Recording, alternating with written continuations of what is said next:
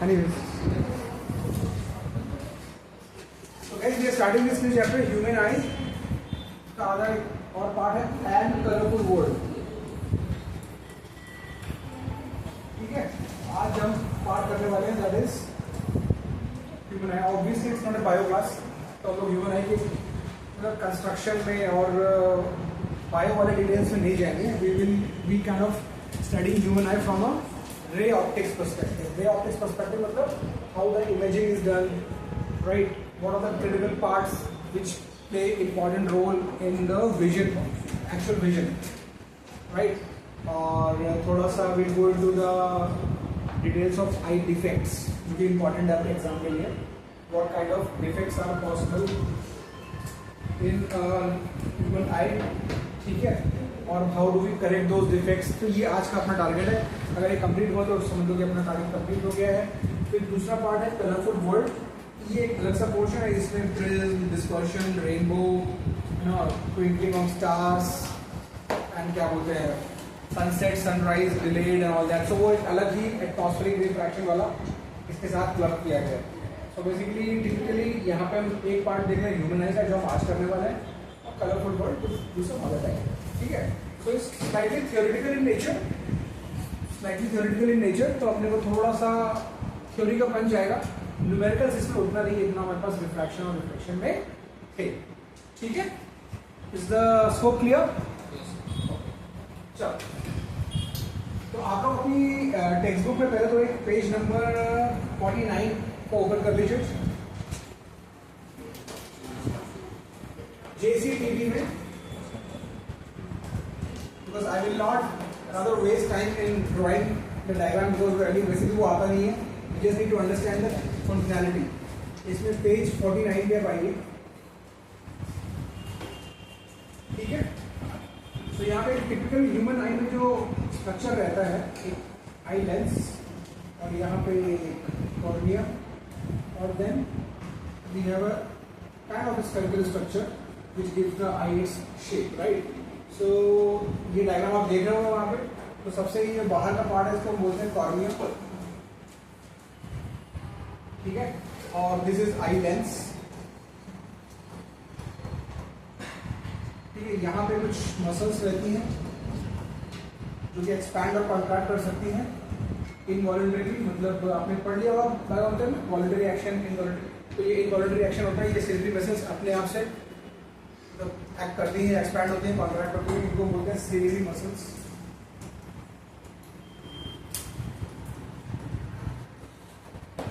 ठीक है, इसके बाद यहाँ पे एक ब्लैक कलर का पार्ट हम लोग के आईज में होता है, जिसको हम बोलते हैं आइरिस. और इस ब्लैक कलर के पार्ट के अंदर एक छोटा सा ट्रांसपेरेंट सा पार्ट होता है. आप नोटिस किया होगा, छोटू साइज, राइट? इसको हम बोलते हैं प्यूपिल. और जब इधर आ जाते हैं हम यहाँ पे, ये मेन हमारा स्क्रीन है, रेटिना इसको बोलते हैं, जहाँ पे एक्चुअली इमेज फॉर्म होती है. और यहाँ रेटिना में बेसिकली हमारे पास सेल्स होते हैं, colour sensitive, right, image sensitive sales होते हैं जो इग्नाइट हो जाते हैं, जो कहते हैं कि वो एक्टिवेट हो जाते हैं जब उस पर लाइट पड़ती है और उसको इमेज बनती है. और यहाँ से एक छोटा सा एक नर्व निकला होता है, विच गोज, उसको बोलते हैं ऑप्टिकल नर्व.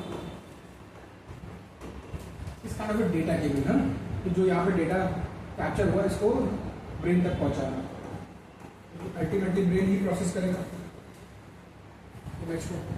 ये हार्डवेयर हो गया, ब्रेन जो हो गया वो सॉफ्टवेयर हो गया. ऐसा समझ सकते हो कि this is the hardware of image processing and brain is the software. तो वो वाला पार्ट अलग है. तो दिस इज टिपिकल स्ट्रक्चर. अब क्या हमें समझना है इनके क्रिटिकल पार्ट्स, ठीक है, और इनके फंक्शंस. तो पहला पार्ट आता है कॉर्निया. तो cornea, this is the part which gives shape to the eye. इसका काम क्या है? Giving shape. भाई शेप देना भी तो काम होता है. आप कार में बैठते हो तो इंजन तो अंदर होता है, बैठते तो कार में उसका शेप तो कोई और देता है ना, उसकी बॉडी होती है, right?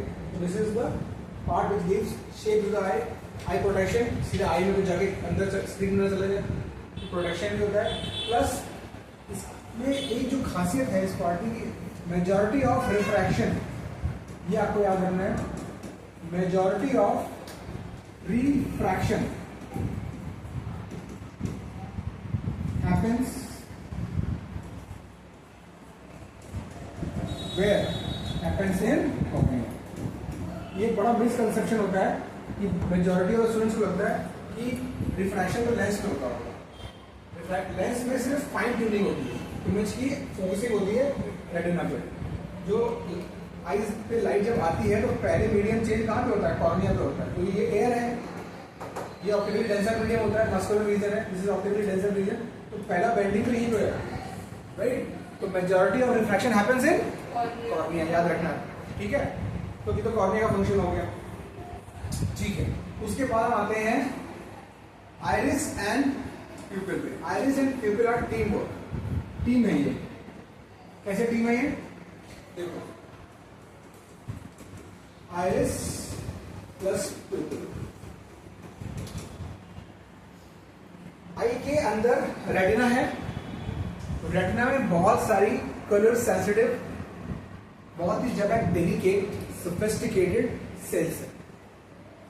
If there is a extra exposure of light suddenly on the retina, your retina will go for a toss, and you know that's kind of a major loss. क्योंकि कोई भी हार्डवेयर रेटिना को replace नहीं कर सकता, right? तो God ने हमको ये फीचर दिया हुआ है कि आइरिस और प्यूपिल में बोला हुआ है कि तुम बचाओगे रेटिना को, you are the protector of retina. कैसे? सडनली जब भी क्या होता है कि हमारी आइज पे कोई सडन एक्सपोजर बढ़ता है लाइट का, तो प्यूपिल का साइज कॉन्ट्रैक्ट हो जाता है। प्यूपिल contracts on over exposure of light. कोई हाई इंटेंसिटी की बीम, आप डायरेक्टली से सन की तरफ देखो, राइट, किसी बहुत ब्राइट चीज को देखने लगो, तो प्यूपिल कॉन्ट्रैक्ट हो जाता, लेकिन उसको कॉन्ट्रैक्ट करता कौन है? आइस। तो मेन जो की राय है ये है, मगर समझो मान लो आप एक बिल्डिंग के अंदर जा रहे हो, तो आप अंदर जा सकते हो वो थ्रू प्यूपिल है, मतलब इसके थ्रू लाइट अंदर जा सकती है। ये ट्रांसपेरेंट पार्ट है, ये ट्रांसपेरेंट पार्ट है। ट्रांसपेरेंट इसीलिए होता है कि light can travel through it, ठीक है? तो इसके अंदर क्या है? इसके अंदर कैपेसिटी ये खुल सकता है, बंद हो सकता है, मतलब इसके अंदर ये कैपेसिटी है, ये खुल सकता है, बंद हो सकता है। और इसको खोलने और बंद करने का काम किसका है? Iris, right? Iris is responsible for controlling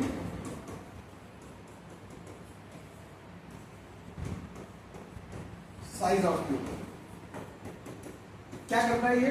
जैसे ही आपकी लाइट पे सडन एक्सपोजर हुआ, आइरिस को पता चला, आइरिस प्यूपिल को छोटा कर देगा, ठीक है? तो उससे क्या होगा? दिस इज द स्ट्रक्चर, बाहर आइरिस है, इधर प्यूपिल है। ओवर एक्सपोजर के केस में क्या होगा? ये इसको छोटा कर देगा, तो क्या होगा? The amount of light entering your retina will go down, because ये ओपनिंग, जो ट्रांसपेरेंट ओपनिंग है, कम हो गई ना भाई, तो अंदर जो लाइट जा रही है वो कम हो गई, तो उसकी वजह से आपकी आई का रेटिना प्रोटेक्टेड रहता है। इसका रिवर्स एक्शन ऑफ क्या कब होता है? कि जब देयर इज अंडर एक्सपोजर, जब अंडर एक्सपोजर होगा, तो मैं इसको अलग से मान लेता हूं। In case of under exposure मतलब कि आप एक डार्क रूम में चले गए, डार्क रूम में गए, कुछ दिखाई नहीं दे रहा है, आइरिस को समझ में आया कि यार इस बंदे को कुछ दिख नहीं रहा है, आइरिस क्या करता है? वो बेसिकली एक्सपैंड कर देता है, ये प्यूपिल को बड़ा कर देगा, राइट? सो ये क्या हो जाएगा? Pupil expands. इससे क्या होता है?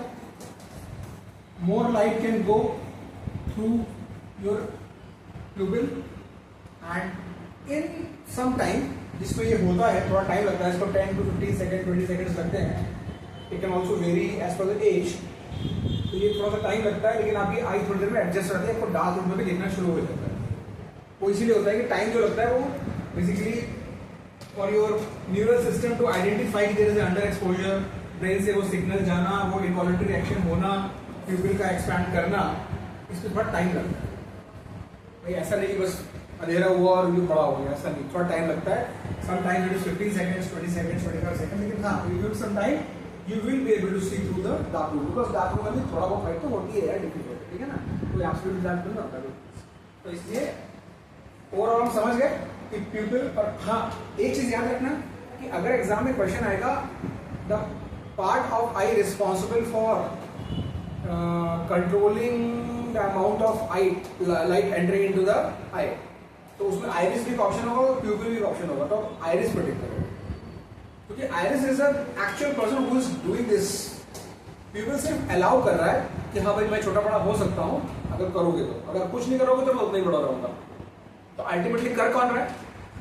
आइरिस. तो ये याद रखना, क्योंकि कंफ्यूजन क्या आता है एमसीक्यू में, तो आपको आइरिस टिक करके आना अगर पूछा जाए कि who is actually responsible. Pupil का काम क्या है? प्यूपिल का काम समझना है अलाउ लाइट वो inside your eye. It's like a gate. Gate है, गेट को बंद करना और खोलने का काम किसका है? आइरिस का. वो गेट, लेकिन गेट भी तो, गेट का काम क्या है? गेट है वो, ये allows to be closed to be open by someone. तो पीपल की अपनी रिस्पॉन्सिबिलिटी है, आइरिस की अलग रिस्पॉन्सिबिलिटी. तो लेट्स कम बैक. तो ये दो क्रिटिकल पार्ट इस पे क्वेश्चन आते हैं. अब इसके बाद है हमारे पास बहुत ही क्रिटिकल पार्ट, सिलिवरी मसल्स. ये भी इनवॉलंटरी एक्शन पे चलती है. देखो इनका मसल्स का क्या काम होता है कि ये एक्सपैंड या कॉन्ट्रैक्ट हो सकती हैं और उसकी वजह से लेंस से तो दब सकता है या थोड़ा सा खिंच सकता है. देखो ये अगर एक्सपैंड होंगी, कॉन्ट्रैक्ट होंगी, तो ये क्या होगा?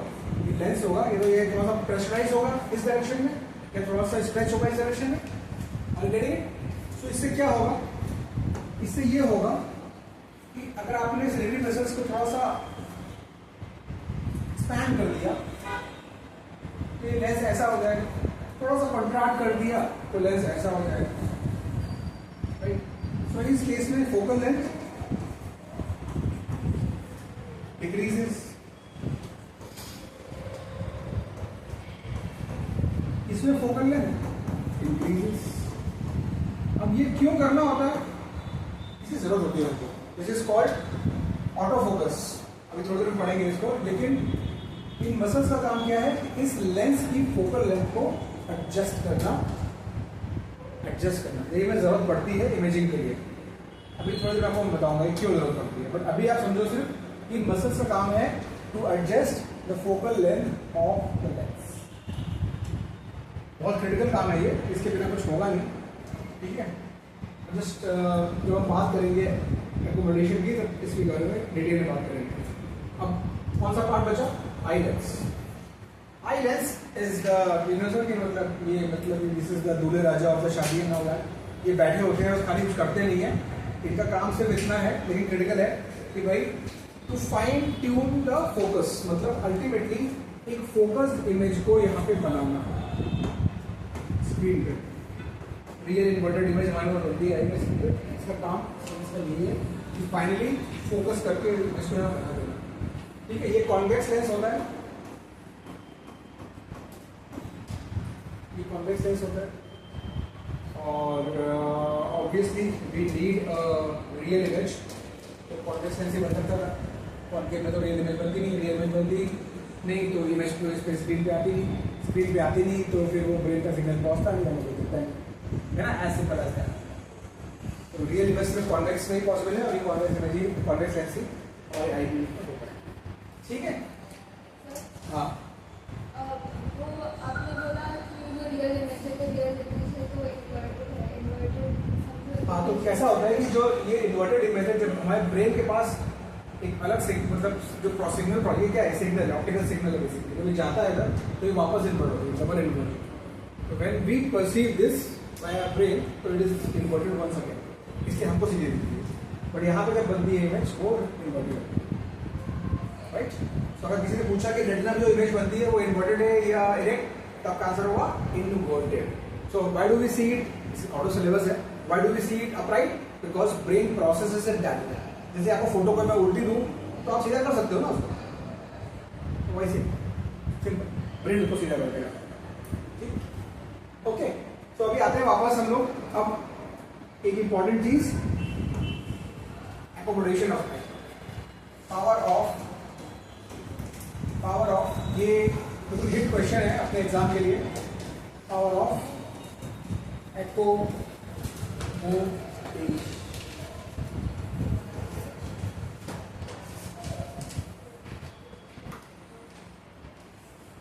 देखो एक जो ह्यूमन आई है, normal human eye, normal human eye की मैं बात कर रहा हूं यहाँ पे, ठीक है। इसका एक रेंज ऑफ विजन होता है, रेंज ऑफ विजन मीन्स अगर कोई दूर की चीज हो तो फ्रॉम इनफाइनाइट, मतलब जितनी भी दूर आप चीज रख दो वहां से लेके, इनफाइनाइट मतलब बहुत बहुत दूर से लेके टिल 25 सेंटीमीटर तक, आई के 25 सेंटीमीटर तक ह्यूमन आई कैन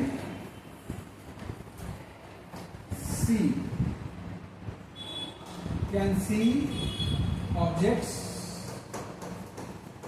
क्लियरली, मतलब कोई ब्लरीनेस नहीं, कुछ शार्प इमेज बनती है, हम लोग देख सकते हैं। अगर नॉर्मल ह्यूमन आई है मतलब उसमें कोई आई डिफेक्ट नहीं है, आई डिफेक्ट नहीं है तो दूर से दूर या पास से पास 25 सेंटीमीटर तक देख सकता है। और सोचोगे सर हम तो 10 सेंटीमीटर भी पढ़ लेते हैं, हम तो 15 सेंटीमीटर भी पढ़ लेते हैं, because you guys are very young, इसलिए आप ऐसा करते हो।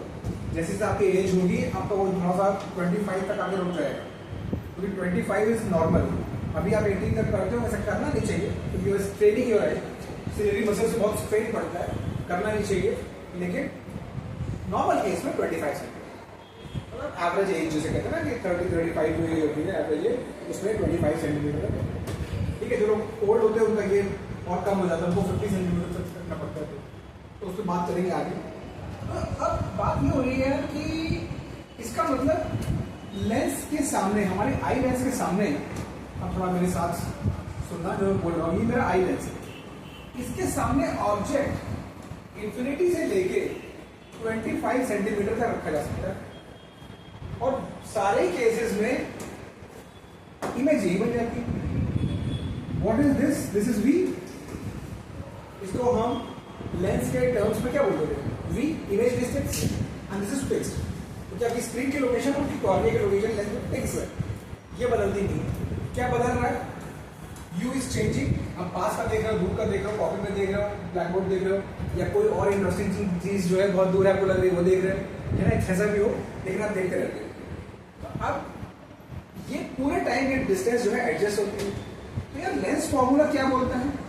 लेंस फॉर्मूला ये बोलता है कि भाई कुछ भी हो जाए 1/v - 1/u should be always by f। यार अब अगर एक इक्वेशन में एक चीज चेंज हो रही है, एक चीज चेंज हो रही है, तो ऐसा तो हो नहीं सकता कि बाकी दोनों फिक्स है।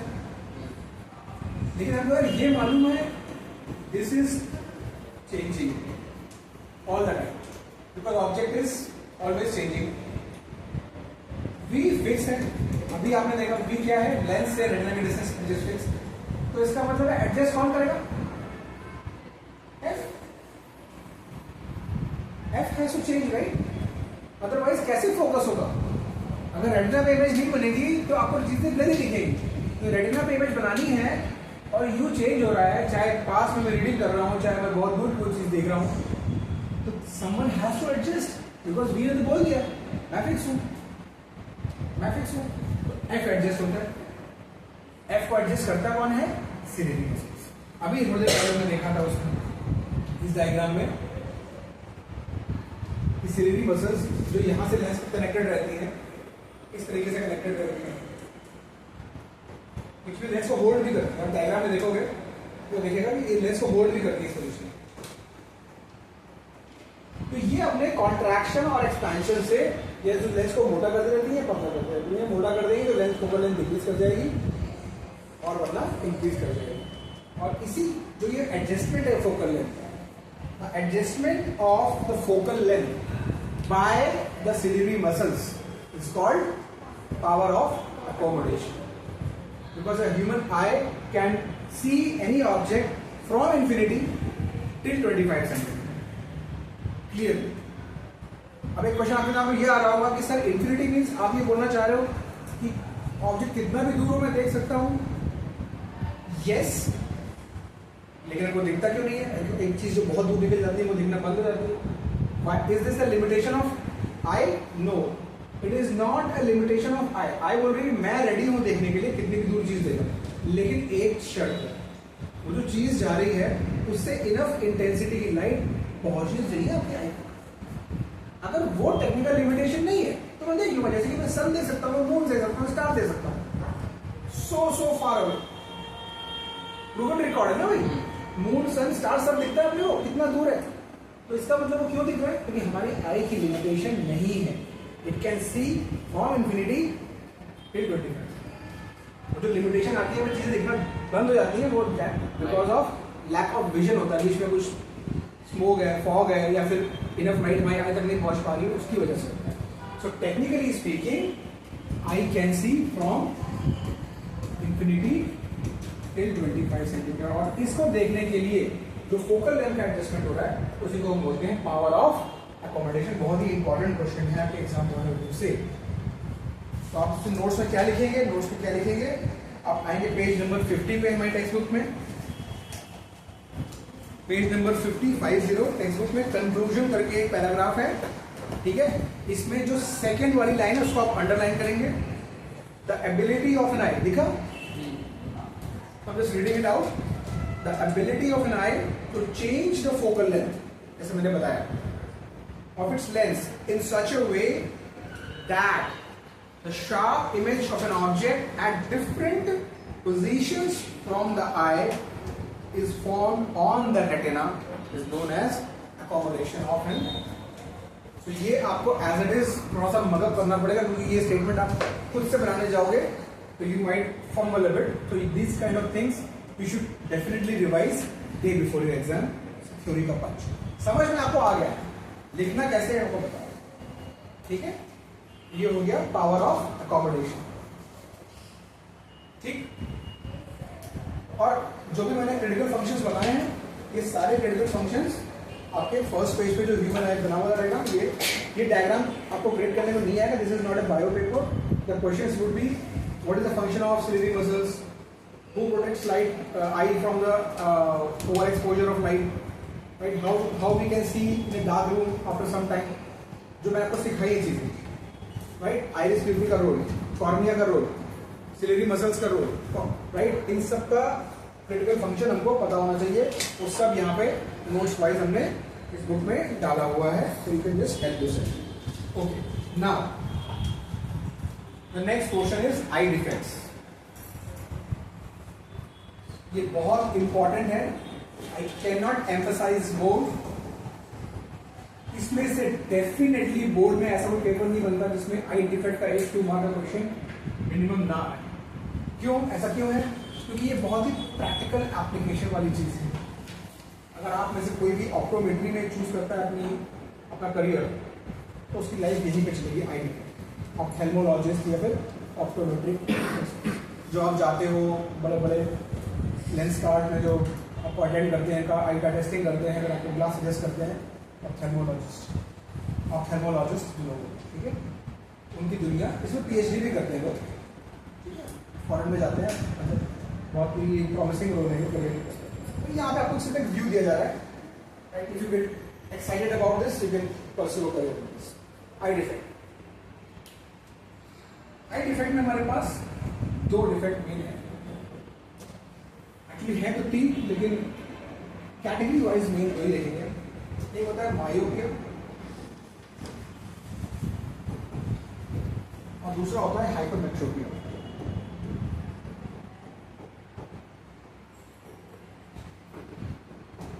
हाइपरमेट्रोपिया, इसको हम एक और नाम बोलते हैं, इसका बोलते हैं it is called near sightedness. Near sightedness, और इसको बोल देते हैं फार साइटेडनेस. नियर या फिर शॉर्ट भी बोलते हैं, शॉर्ट साइटेडनेस, ठीक है. इसको बोलते हैं फार sightedness.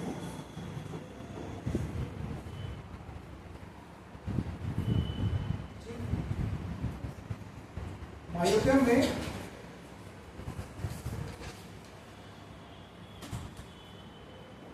Person can not see distant objects clearly. Distant objects ऐसा नहीं देख नहीं सकता, बट शार्प क्लियर नहीं देख सकता. ठीक है, यहाँ पे person can not see near objects clearly. Again ऐसा नहीं कि देख नहीं सकता, साफ साफ नहीं देख सकता. ठीक है, अब नाउ ये किस कंडीशन में होता है, वो किस कंडीशन में होता है, दैट वी टू अंडरस्टैंड. ठीक है, इनके रे डायग्राम्स, इनके करेक्शंस. पहले मायोपिया से स्टार्ट करते हैं. यहाँ पे नोट कर लिया. ठीक है, मायोपिया से स्टार्ट करेंगे हम लोग.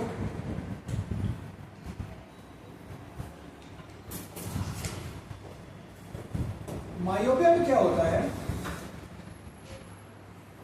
Far point, normal human being का फार पॉइंट कहां होता है, इंफिनिटी.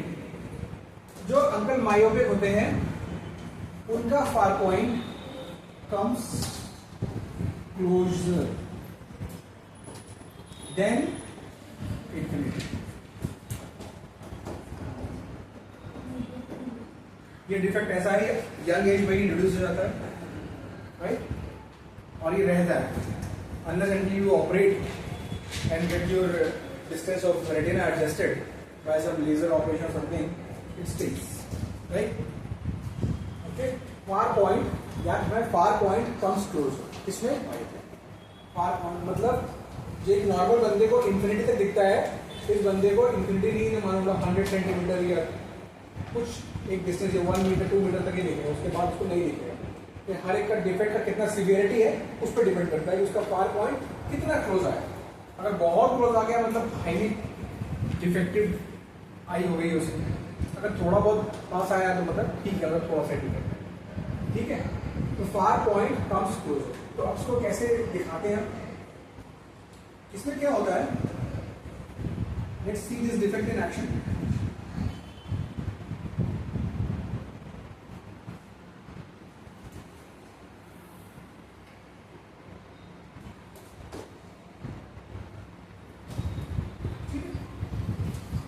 फार पॉइंट मतलब इंफिनिटी से रेज आ रही है ना, इंफिनिटी से अगर दो रेज आ रही हैं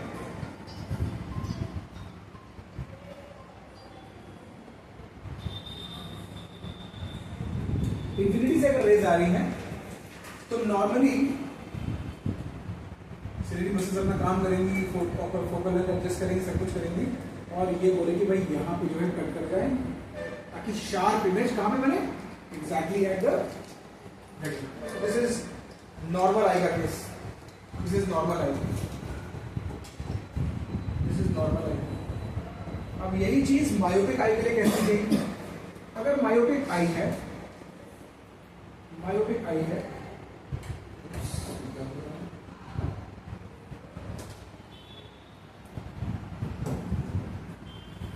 अगर मायोपिक आई है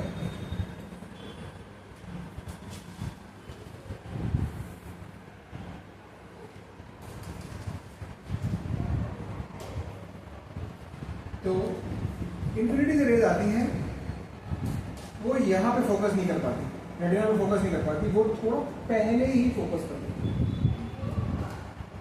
इतना भी दूर नहीं, आपको दिखाने के लिए बनाया मैंने, बट थोड़ा सा एडजस्ट रहती है. दे फोकस और they get converge little earlier than the, मतलब यहाँ के बजाय थोड़ा आगे आ गई. सो ये कौन सी आई बोलेंगे हम लोग, मायोपिक आई. ये मायोपिक आई है. ऐसा आपको सोचो, ऐसा कब हो सकता है, मतलब मैं इसको रट्टा मारने के लिए बोल रहा हूँ, मतलब स्टूडेंट रट्टा मारते हैं इसका कि एक दो रीजन से कैसे सोचो. खुद सोचो कि ये चीज जो यहाँ कन्वर्ज होनी चाहिए थी वो थोड़ा पहले ही कन्वर्ज हो गई. हाँ, सो ये हो सकता है कि डिस्टेंस ही पड़ गई है. एक तो रीजन हो सकता है कि जो नॉर्मल आई की जो डिस्टेंस होती है कुछ 25 रहेगा या कुछ हो सकता है. मैंने इसको डिस्टर्ब डाला, ऐसा कैसे हो गया.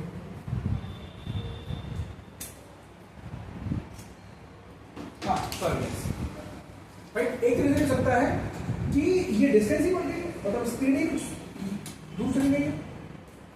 कैसे होता है?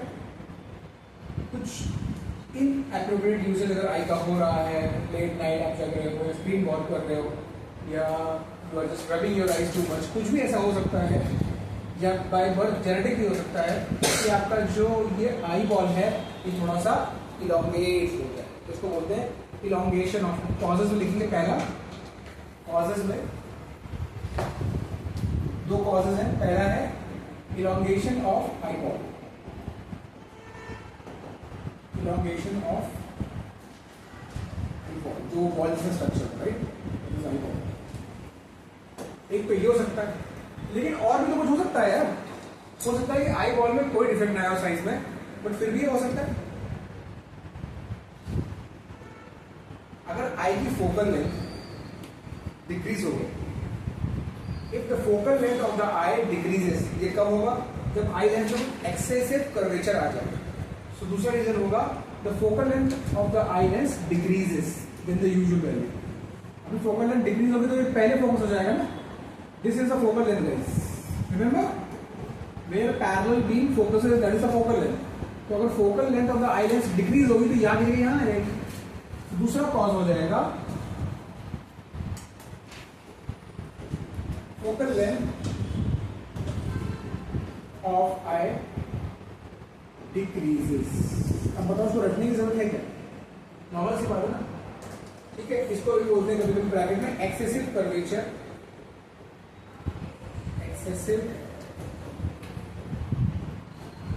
Curvature of eye lens. क्यों भाई एक्सेसिव कर्वेचर क्यों बोल रहे हैं? एक्सेसिव कर्वेचर इसलिए बोल रहे हैं कि जब आप उसको कर्वेचर बढ़ाओगे, ऐसा मोटा कर दोगे इसको, जब मैं इसको मोटा कर दूँ तो फोकल लेंथ कम होगी, तो क्या करते हैं फोकल लेंथ बढ़ती है, तो कर्वेचर बढ़ रहा है। कर्वेचर बढ़ रहा है इसका मतलब क्या होता है? फोकल लेंथ कम। ठीक, दीज आर द कॉजेज। अब समझ लिया भाई, होता है, ठीक है भाई, क्यों होता है ये भी समझ लिया। अब करेक्ट कैसे करेंगे? अब देखो करेक्ट, पहले तो करेक्ट करने के लिए क्या चाहिए होगा, समझो बात को। ये है डिफेक्ट, करना क्या है? इनको बोलना है कि भाई तुम थोड़ा सा ऐसे जाते तो बात बन जाती, बात बन जाती ना। तो इसका मतलब इसका कन्वर्जिंग एक्शन थोड़ा सा कम करना है कि बढ़ाना है? कन्वर्जिंग एक्शन कम करना है, क्योंकि ये ज्यादा कन्वर्ट की, मतलब ज्यादा कन्वर्ज हो रही है, थोड़ा कम कन्वर्ज करते तो ये यहां तक भी। तो कन्वर्जिंग एक्शन को कम, मैं तो इसलिए बता रहा हूं, इसलिए रटवा भी सकता हूं, आप भूल जाओ तो अपने आप सोच पाओ।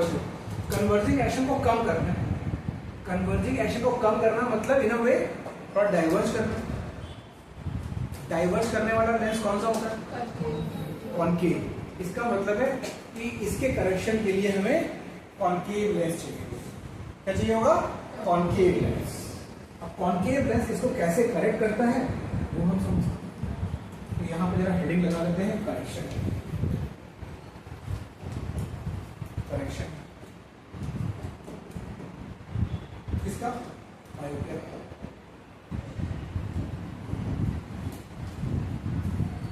So we need a suitable concave lens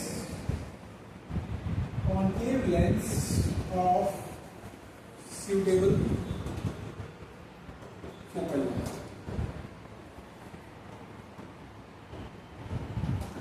क्या काम होता है? काम कुछ ऐसा हम करते हैं कि भाई ये हमारा था आई, ऐसा हमारा हुआ आई बॉल, और ये था सी, ये हमारा आई बॉल का सी। ठीक, हुआ क्या? हुआ ये कि यहाँ पे हमने लगा दिया, हमने यहाँ पे लगा दिया कॉनकेव लेंस, और ये बढ़िया से हमारा काम सेट कर देगा। क्या होगा? अब जब लाइट रेज आएंगी,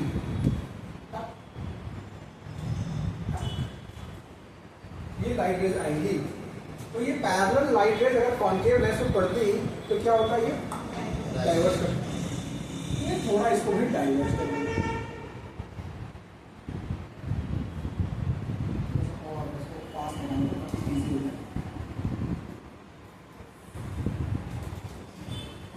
से इनको डाइवर्ज करता। डाइवर्ज करने की वजह से क्या हुआ कि आप इनको पीछे प्रोड्यूस करोगे इन रेज को,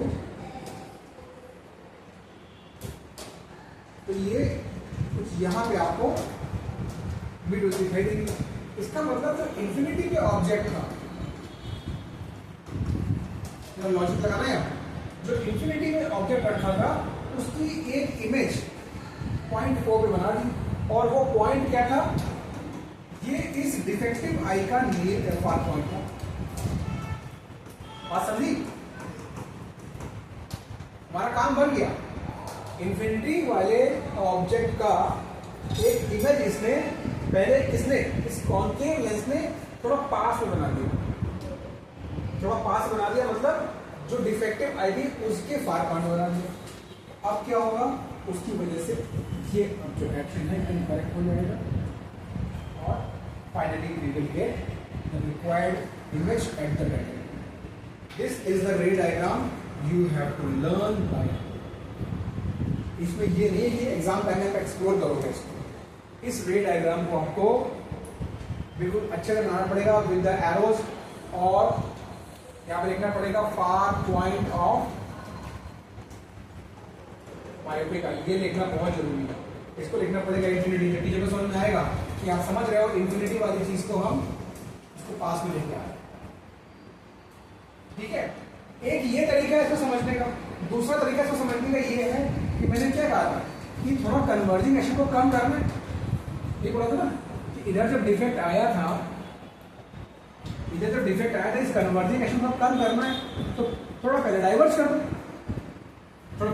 दो, राइट, ताकि वो वापस कन्वर्ज होके वहीं पे मिल जाए जहाँ पे मिलना है। तो हमने वही किया, हमने इस कॉन्केव लेंस से बोला कि भाई तू थोड़ा डाइवर्ज कर दे, ताकि ये यहाँ पे वापस। ऐसे भी समझ सकते हो, तो ऐसे समझ लो कि जो फार पे ऑब्जेक्ट रखा था उसकी इमेज इसने बना दी यहाँ पे। कहाँ पे? इसके इस बंदे के फार पॉइंट क्या हो गया, इस बंदे का फार पॉइंट इंफिनिटी हो गई पास में। So this is the definition of correction of. ठीक, और इस जो कॉन्केव लेंस की जो पावर होगी, power of this concave lens, यही उसके पावर ऑफ लेंस इसको बोले, इसके लिए जिसकी आपको जरूरत पड़ेगी। अब पावर कैसे निकालते हैं? पावर निकालने का तरीका ये होता है, या वी आर स्लाइटली गोइंग थोड़ा सा जंपिंग, सिलेबस थोड़ा सा बाहर जा रहा हूँ मैं, लेकिन समझाने के लिए करना पड़ेगा। पावर कैसे निकालेंगे? पावर निकालने के लिए जब आप आई टेस्टर के पास जाओगे तो पहले वो पता लगाता है कि आपका फायर पॉइंट क्या है। पहले वो डिफरेंट लेंस आपके आगे लगाएगा और फिर चेक करेगा, कंप्यूटराइज होगा तो कंप्यूटराइज या मैनुअल फाइन ट्यून करके वो चेक करेगा कि where is your fire point. उसको फायर पॉइंट अपने कैलकुलेशन समझ में आ जाता है। मान लो आपको उसको समझ में आया कि आपका फायर पॉइंट इंफिनिटी में नहीं है, आपका फायर पॉइंट जो है वो 80 सेंटीमीटर में चला गया। मान लो 80 सेंटीमीटर बहुत कम हो गया, मान लेते हैं कि फायर पॉइंट जो है वो 100 सेंटीमीटर में चला गया। मतलब उसने चेक किया कि आप इससे दूर नहीं देख पा रहे, पूछा ना अभी क्लियर दिख रहा है क्या, ये क्लियर दिख रहा है क्या, वो सब चेक कर रहा है, वो आपका फायर पॉइंट निकाल रहा है। अब ये फायर पॉइंट निकालने के बाद जो होता है वो लेंस फॉर्मूला। तो अब देखो क्या है, उसे करना क्या है, आपको ऐसा कॉन्केव लेंस देना है जो इंफिनिटी पे रखे हुए ऑब्जेक्ट की इमेज कहाँ पे बना दे, आपके फायर पॉइंट बना दे। तो इसका मतलब क्या हो गया, u is equal to minus infinity और v is equal to minus 100। अब वो क्या करेगा, बैकग्राउंड में जाके 1/v माइनस 1/u करेगा, आपकी फोकल लेंथ निकाल के लाएगा।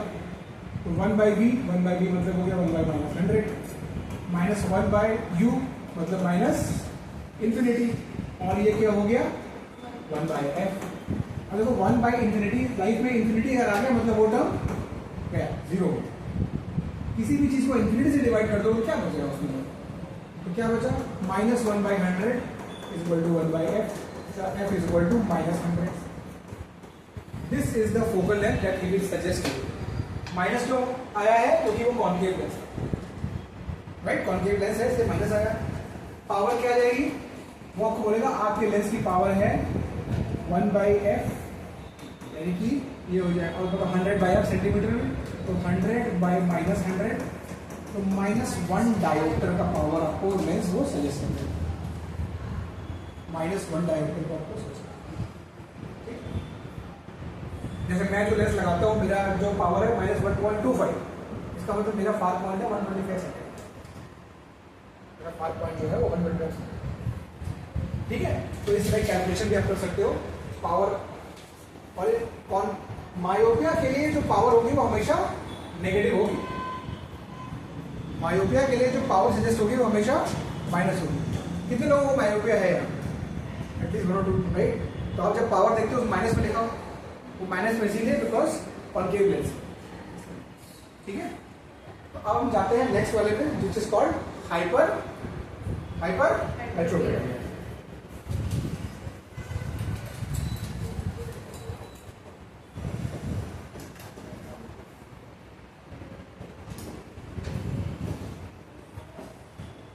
हाइपर, इसमें क्या होता है, नियर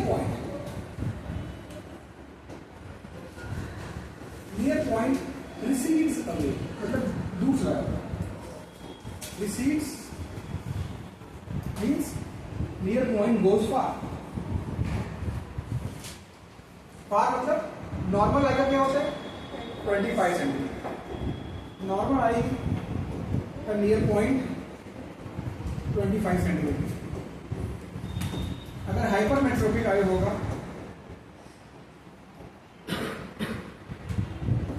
हाइपरमेट्रोपिक आई होगा तो उसका मोर देन 25 होगा। मोर देन 25 क्या मतलब 100 सेंटीमीटर, ऐसा नहीं होता। तो ठीक है, मतलब अराउंड 40 सेंटीमीटर आ सकता है, 50 सेंटीमीटर जा सकता है, 35 सेंटीमीटर हो सकता है, स्लाइटली मोर देन 25। जनरली ये डिफेक्ट जो है एज के साथ भी आता है, बट किसी किसी को यंग एज में भी आ जाता है। I have seen few people जिनको यंग एज से दोनों डिफेक्ट्स आए, बाइफोकल डिफेक्ट्स को बोलते हैं। ठीक, अब ऐसा समझ लिया क्या होता है। तो ये बंदा जो है ना 25 सेंटीमीटर पे चीजें रख के या बुक रख के उसको पढ़ नहीं पाएगा, इसको उसको थोड़ा दूर रखना चाहिए। अभी नोटिस किया होगा, लोग थोड़ा एजेड लोग रहते हैं, वो न्यूज़पेपर ऐसे देखते हैं, इसको पढ़ा रहे हैं पता नहीं ऐसे। I find very very awkward, fold करके ऐसे कर लो यार, ऐसे पढ़ो, राइट? तो ऐसे इसीलिए पढ़ते हैं, दूर रखना होता है अपने ऐसे। ठीक है, तो बेसिकली उनका नियर पॉइंट है ना दूर चला, कैसे क्यों होता है, कैसे होता है वो समझ लेते हैं। पहले इसको देखते हैं कैसे इसका इफेक्ट होने वाला कैसे। मान लो ये मेरी एक नॉर्मल आई है, ये रहा है इसका ये रहा है इसका वॉल। ठीक है, और थोड़ा सा इसको सुंदर कर देंगे। देखो मेरी ड्राइंग है बहुत अच्छी है, सिर्फ प्लीज अगर उस पर कमेंट ना करना।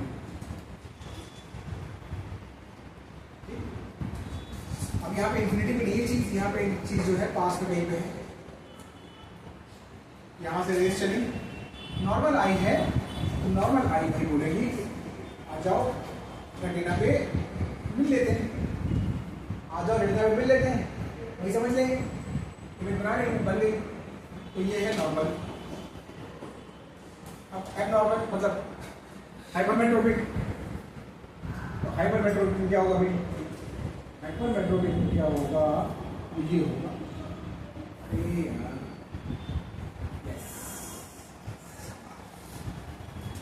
ओके, सॉरी यहाँ पे ये ऐसे,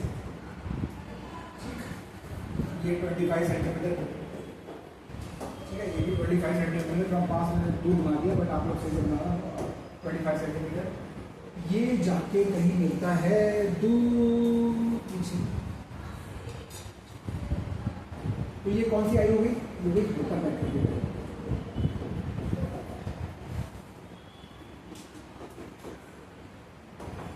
ये है depiction of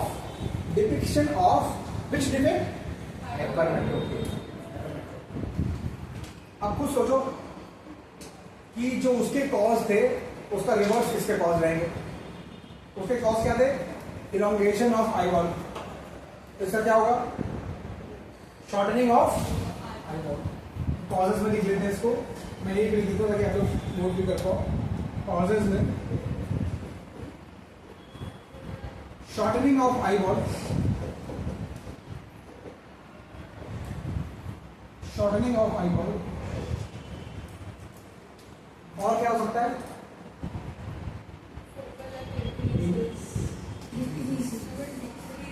sorry increase in the focal length, increase in focal length of eye lens. और किसी होगी भाई, तो ये फोकल लेंथ इंक्रीज हो जाएगी टू है ना। तो अभी एंगल को कैसे ठीक करेंगे? अभी देखो यहाँ पे क्या हो गया, थोड़ा कन्वर्जिंग एक्शन कम हो गया। कन्वर्जिंग एक्शन कम क्यों हो गया यार? ये कन्वर्ट करना था यहाँ पे, मतलब आइडियली इनको आना चाहिए था। अभी मैं एक्स्ट्रा बना रहा हूँ, ये डायग्राम का पार्ट नहीं है ना, इनको एक्चुअली ये होना चाहिए था, थोड़ा ज़्यादा कन्वर्ट करना चाहिए था, बट थोड़ा कम कन्वर्ट किया। तो we have to increase the converging action, उसको डिक्रीज करना है। तो इसका मतलब कौन सा लेंस चाहिए होगा? कॉन्वेक्स लेंस चाहिए होगा। सही बात बोली आप लोगों ने। तो इसके रेस्टिव के लिए कॉन्वेक्स लेंस आएगा। तो इसका करेक्शन बनाते हैं, करेक्शन ये बना लिया लोगों ने। ठीक है, ये प्रैक्टिस अच्छे से करना है, बिल्कुल ये अपने बुक में बने हुए सब, तो अच्छे से प्रैक्टिस करना है। Okay, it's called we will finish the class assignment 5.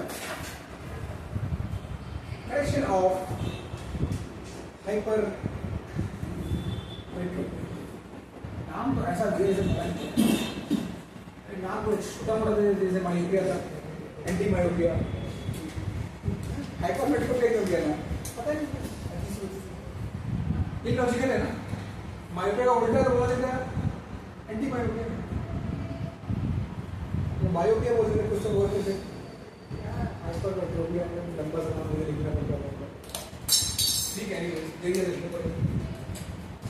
ठीक है, तो अभी पहले क्या बनाएंगे? अभी एक लेंस तो बनाएंगे हम लोग, हमारे आई का छोटा सा प्यारा सा नन्हा सा लेंस, ये ऐसा कर लिया। ठीक है, अच्छा ही लग रहा है। ये थोड़ा सा गोली है, इसको हमने दे दो।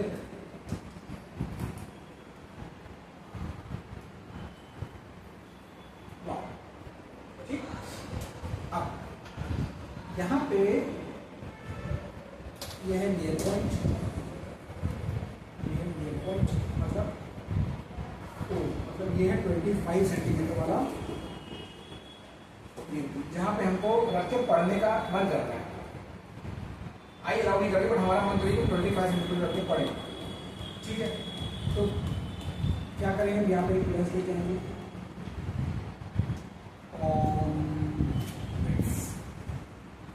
यहाँ से 2 रेस चलेंगे ऐसे। अब ये क्या करेगा? ये थोड़ा सा इसको, मेरे दोस्तों थोड़ा ध्यान दें, थोड़ा सा इसको कन्वर्ज करो, ऐसे रहा,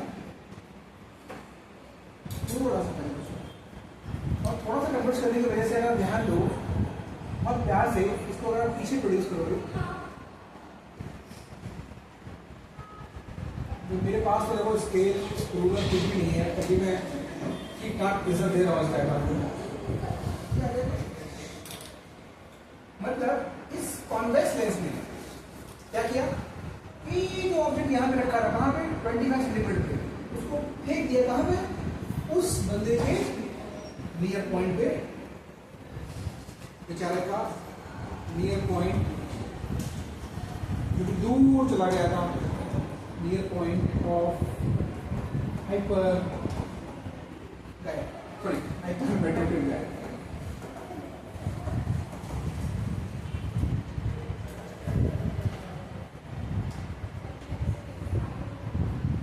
उससे क्या होगा? अब ये थोड़ा सा बड़े प्यार से रेटिना पे कन्वर्ट कर जाएगी और हमारा काम इसेंशियली क्या हुआ है, this convex lens has produced an image which is मतलब further away from the eye. 25 centimetre वाले चीज को उसने पीछे फेंक दिया, सामने लेंस लगा हुआ है, पीछे फेंक दिया, तो क्या हो गया, दो उसने 25 सेंटीमीटर पर रखा है, इसे 25 सेंटीमीटर रखा है, लेकिन क्या लग रहा है, वो 30 सेंटीमीटर पर रखा है या 40 सेंटीमीटर पर रखा है। जहां पर भी उसका नियर पॉइंट चला गया वो वहां तक पहुंचा देता है, और इसीलिए इस कॉन्वेक्स लेंस की फोकल लेंथ डिजाइन करनी पड़ती है as per the need of the near point, है ना। इसका नियर पॉइंट अगर बहुत दूर चला गया होगा तो उसको ज्यादा पावर का लगेगा, और थोड़ा बहुत इधर होगा तो कम पावर का लगेगा। तो वो कैसे निकालते हैं, तो ये तो हो गया करेक्शन, ठीक है। अब इसका फोकल लेंथ कैलकुलेशन कैसे करते हैं, मान लो नियर पॉइंट किसी बेचारे का नियर पॉइंट जो है वो 40 सेंटीमीटर पे आ गया, चलो 50 कर लो, कैलकुलेशन आराम से करना है, कैलकुलेशन में नहीं फंसना है ना, जिस आपके पास पता करना। नियर पॉइंट जो है 50 सेंटीमीटर पे आ गया, नॉर्मली कहाँ पे होता है 25, मतलब समझो 25 सेंटीमीटर पे ऑब्जेक्ट को रखना है, और हमको चाहिए कहाँ पे इमेज 50 सेंटीमीटर। तो इसका मतलब ये हो गया u इज इक्वल टू -25, जहाँ पे मैं ऑब्जेक्ट रखना है, बट हम चाहते हैं कि इस बेचारे के लिए ये -50 पे चले जाए, ताकि ये आराम से अपनी जिंदगी जी सके और मोबाइल में नाकी फोड़ सके, तो इसलिए इसको लगा देते हैं लेंस। ठीक, एफ निकालना है अपने, कौन सा फॉर्मूला लगेगा, 1/v 1/u 1/f 1/v minus 25 is equal to 1/f। तो मेरे दोस्तों ये हो जाएगा 1/f, और in the interest of time मैं इसको बता रहा हूँ कि सीधा ही आपकी 50 सेंटीमीटर आप कैलकुलेट करेंगे, ऐसे वैसे निकालो भाई, तो ना सीधे सीधे 50 हुआ, -1 हुआ, 2 हुआ, 2 -1 हुआ, 1/50 का रिवर्स। मतलब इस हाइपरमेट्रोपी को बचाने के लिए आप बोलोगे इस फोकल लेंथ का कॉन्वेक्स लेंस तुम बनवा लो, माई लाइफ सेट है, माई लाइफ सेट है। पावर कितना लगेगा इसको, 1/f या फिर 100/50 सेंटीमीटर में रखना है, तो 2 डायोड प्लस 2 डायोड की लेंस आप इसको चिपका दीजिए, और काम खत्म हो गया, हाइपरमेट्रोपिया दूर हो गई। ठीक है, तो भाई समय भी हो गया है, डिफेक्ट भी निकल गया है, तो क्लास भी बंद कर देते। ओके, जो बचा है प्रेस बायोपिया एंड बाइफोकल, वो थोड़ा बाद में कर लेंगे, ऐसी कोई आफत नहीं आ रही है तुम्हारे, इसको बंद कर देंगे।